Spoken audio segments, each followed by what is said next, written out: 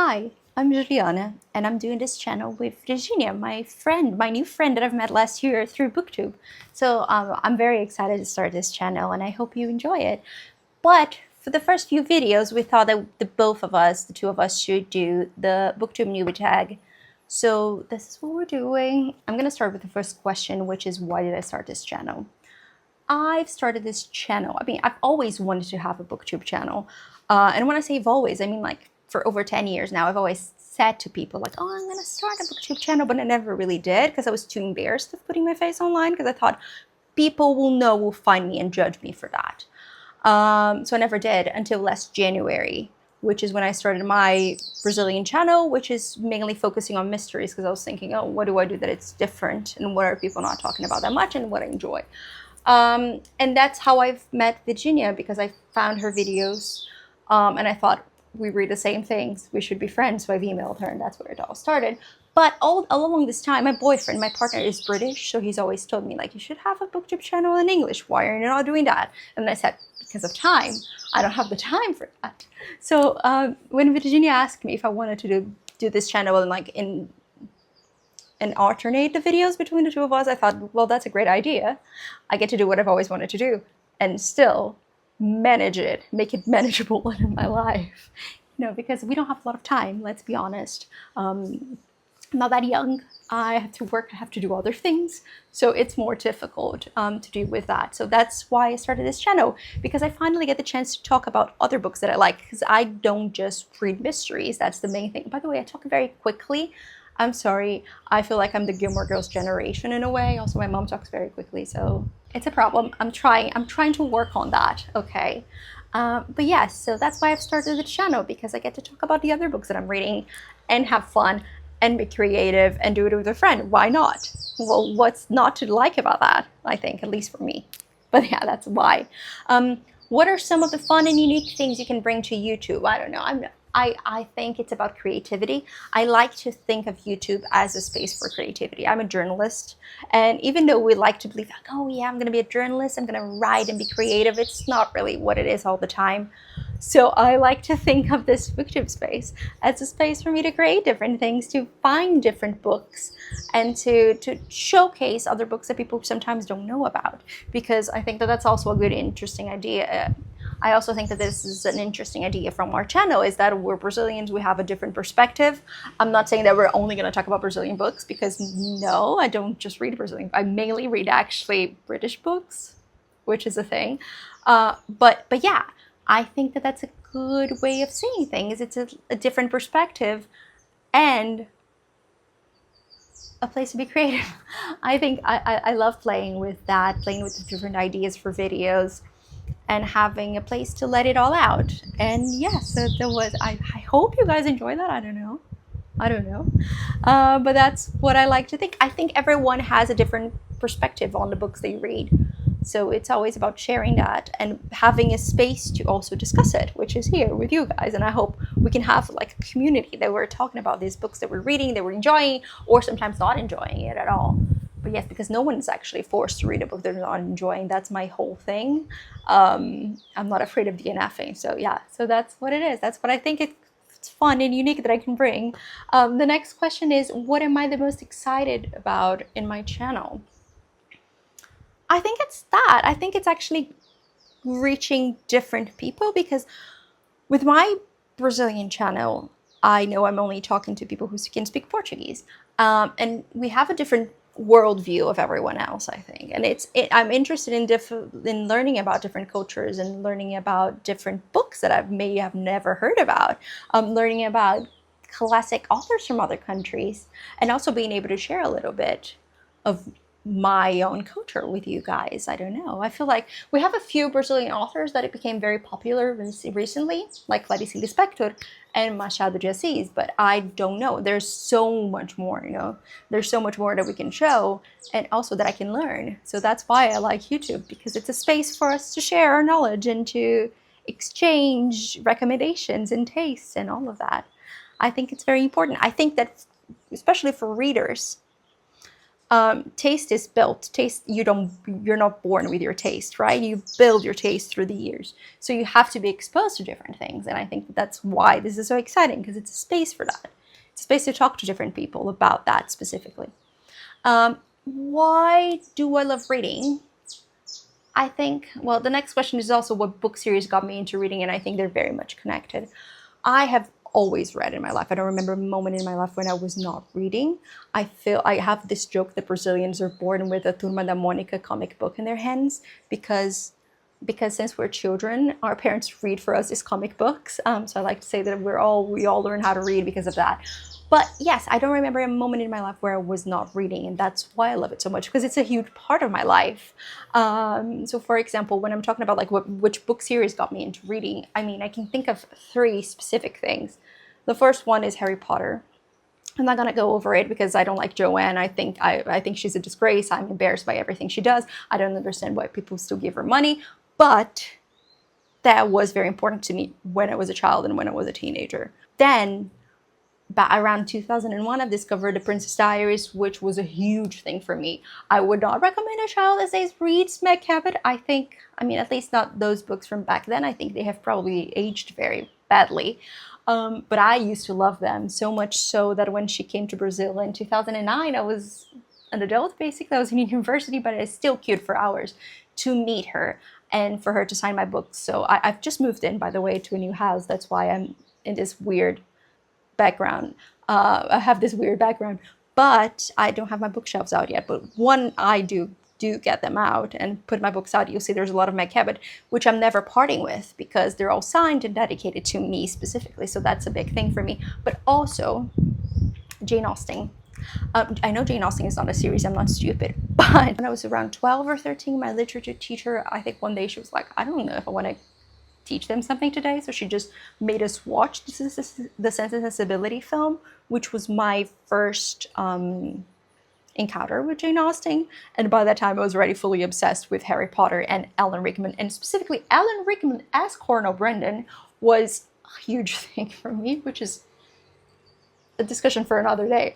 But yes, that's when I became obsessed with Jane Austen. And yes, that was a huge thing for me, which is funny because this is another story time, very quick one, by the way.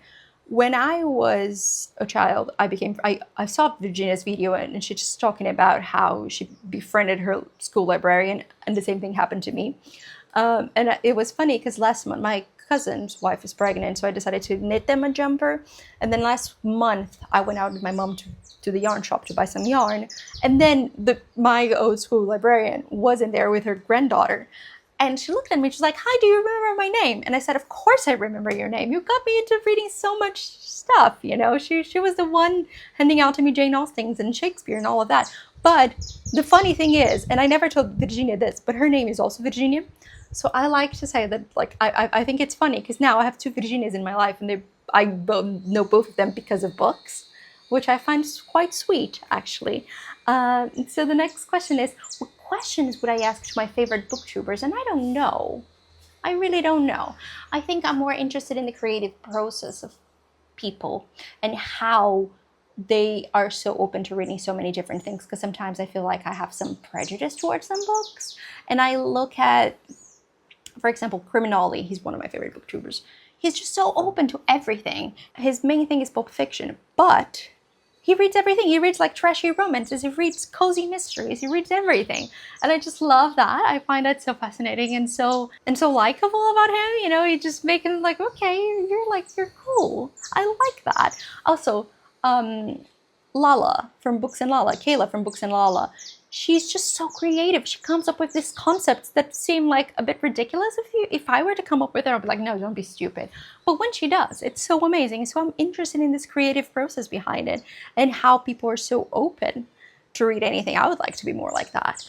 But I think that this is also a process. You know, in life, you just force yourself to read different things. And again, this is about taste building. So you have to be exposed to different things for that, which I'm open for now. That's very fun.